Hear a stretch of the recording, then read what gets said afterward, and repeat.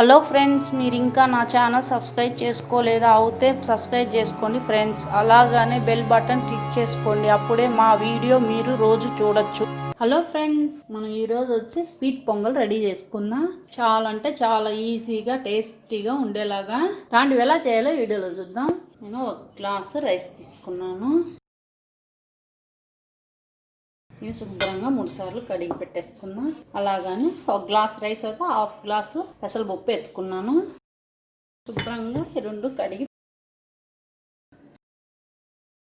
ఇలాగా శుభ్రంగా 3 సార్లు కడిగి పెట్టేసుకున్నా.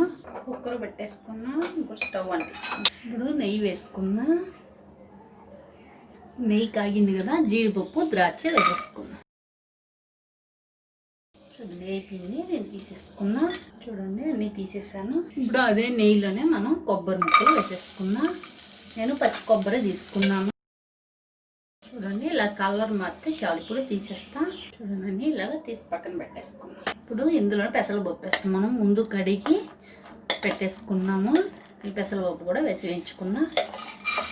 పెసరపప్పు అంతా కూడా వేసేసాం. పెసరపప్పును కొంచెం కలర్ మారేదాకా వేయించుకుందాం. చూడండి పెసరపప్పు పచ్చి వాసన పోయి ఇలాగే అయితే చాలు. ఇప్పుడు ముందు కడిగి పెట్టుకున్నాం కదా, ఈ బియ్యం కూడా వేసేసుకుందాం. మనం ఒక గ్లాస్ 3 గ్లాసులు వాటర్ యాడ్ చేసేస్తాం.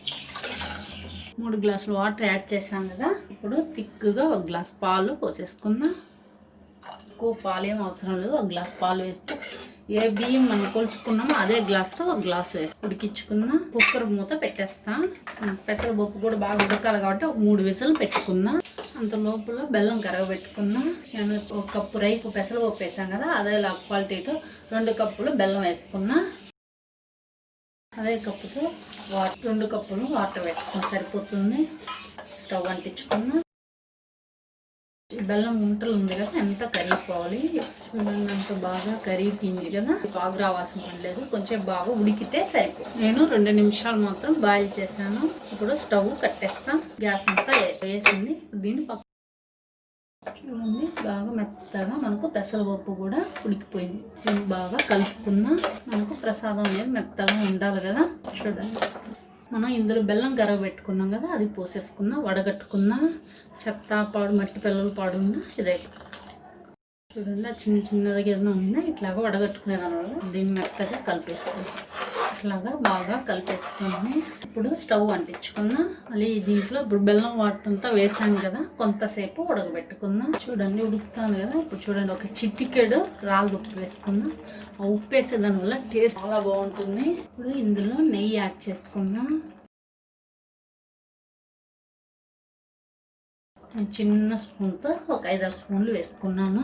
ఇప్పుడు ఒకసారి బాగా కలిపేస్తాం. మెయిన్ వచ్చి నెయ్యి పోస్తేనే దాని టేస్ట్ బాగుంటుంది.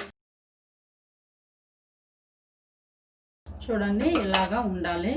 ఇలా ఉంటేనే మనం కరెక్ట్గా దేవుడికి వచ్చి వేడివేడిగా పెట్టకూడదు. కొద్దిసేపు చల్లారి పెట్టి నైవేద్యానికి పెట్టాలి. అందువల్ల అప్పుడు కరెక్ట్గా సరిపోతుంది. వేలకల పొడి నేను 3 వేలకలు దంచి వేసుకున్నా. ముందరి ద్రాక్ష వేయించుకున్నాం కదా, అవి వేసేసుకున్నా. కొబ్బరి వేయించుకున్నా, అవి వేసేసుకున్నా. వీటితో పాటు పచ్చకర్పూరం చాలా అంటే చాలా కొద్దిగా వేస్తున్నాను. దీన్ని బాగా నలిపి పొడి చేసుకున్నాను. చూడండి ఇలాగా నలిపేసి వేసుకొని, పచ్చకర్పూరం వేస్తే టేస్ట్ మన గుళ్ళో ఇస్తాం కదా ప్రసాదం, ఇది వేస్తేనే ఆ టేస్ట్ వస్తుంది. మనకు స్వీట్ పొంగలి రెడీ అయిపోయింది. ఇప్పుడు స్టవ్ కట్టేస్తాం. ఈ గిన్నెలోకి తీసేసుకుందాం. చూసారు కదా, చాలా టేస్టీగా సింపుల్గా మనకు ప్రసాదం స్వీట్ పొంగలి రెడీ అయిపోయింది. చాలా అంటే చాలా టేస్టీగా ఉంటుంది. మీరు తప్పకుండా ఒకసారి ట్రై చేయండి. ఈ వీడియో నచ్చింది అనుకుంటున్నాను. నచ్చితే లైక్ చేయండి, ఫ్రెండ్స్కి అంతా షేర్ చేయండి. మర్చిపోకుండా నా ఛానల్ సబ్స్క్రైబ్ చేసుకొని పక్కనే ఉన్న బెల్ బటన్ నొక్కండి. నేను ఏ వీడియో వేయగానే వెంటనే నోటిఫికేషన్ వస్తుంది. Bye friends.